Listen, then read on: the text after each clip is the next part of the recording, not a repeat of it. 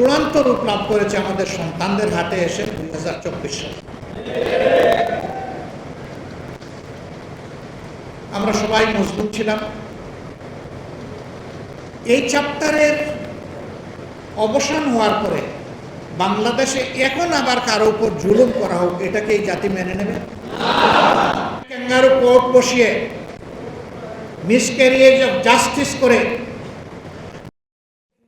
Murder করা হয়েছে, তাদের জীবন কি কেউ ফিরিয়ে দিতে পারবে? একে একে সবাইকে বিদায় করা হয়েছে। একজন আল্লাহর বান্দা বেঁচে আছেন। আজকে পট পরিবর্তনের 6টি মাসের অধিক হয়ে গেল, 7ম মাসে আমরা পড়ে গেছি। এখন পর্যন্ত কেন তাকে বন্দি হালতে থাকতে হবে? বঙ্গভবনে 5 তারিখ সুনির্দিষ্টভাবে 2-1জনের কথা বলেছিলাম আমরা, এবং নির্বিশেষে সমস্ত মুসলিমদেরকে মুক্তি দেওয়ার কথা বলেছিলাম। হ্যাঁ, ওই সময় যাদেরকে বন্দী করা হয়েছিল তাদেরকে মুক্ত করে দেওয়া হয়েছে, কিন্তু এর চাইতে বেশি জুলুম যাদের উপর করা হয়েছে তাদের একজন শুধু কেন জেলের ভিতরে থাকবেন? মনের এই কষ্ট থেকে আমি বলেছি যে আমার এখন আর বাইরে থাকার কোনো সার্থকতা নেই। আমি নিজেও এখন এর প্রতিবাদে জেলে যেতে চাই। আমি স্বেচ্ছায় যাব, সরকার যেন আমাকে জেলে পাঠানোর ব্যবস্থা করে।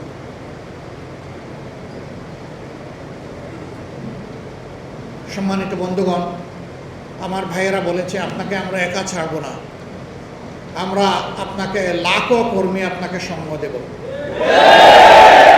আমি আমার ভাইদের কাছে কৃতজ্ঞ, কিন্তু আমি বলতে চাই লাখও লাগবে না, আমি একাই যাব ইনশাআল্লাহ। কারণ এই জমিনকে ঠিক করার জন্য আমার সহকর্মীদেরকে বাইরে থাকতে হবে। সবাই ভিতরে গেলে এই জমিনের জঞ্জাল পরিষ্কার করবে কে? আমার জঞ্জাল পরিষ্কার করো, আর আমি মুসলিমের প্রতীক হিসাবে, প্রতিবাদ হিসাবে আমি জেলে চলে যাই। কারণ ফ্যাসিস্ট সরকার তো আমাকে দফায় দফায় জেলে নিয়েছে। আমাকে আগের দিন নিচে পরের দিন ছেড়েছে এমন কোনো ইতিহাস নেই।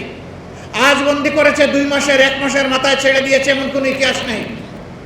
আমাকে দীর্ঘ সময় জেলে রেখে পরীক্ষা নিরীক্ষা করেছে। ফ্যাসিস্ট আমলে আমি জেলে গিয়েছি, সেই অভিজ্ঞতা আমার আছে।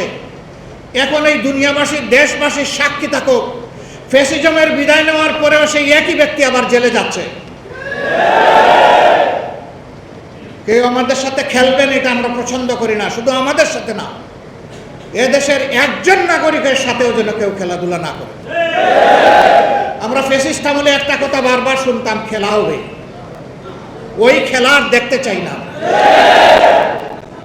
জাতির ভাগ্য নিয়ে যারা খেলা করে এরা একটা দেশের দায়িত্বশীল নাগরিক হতে পারে না, এরা দুষ্টা। তবে হ্যাঁ,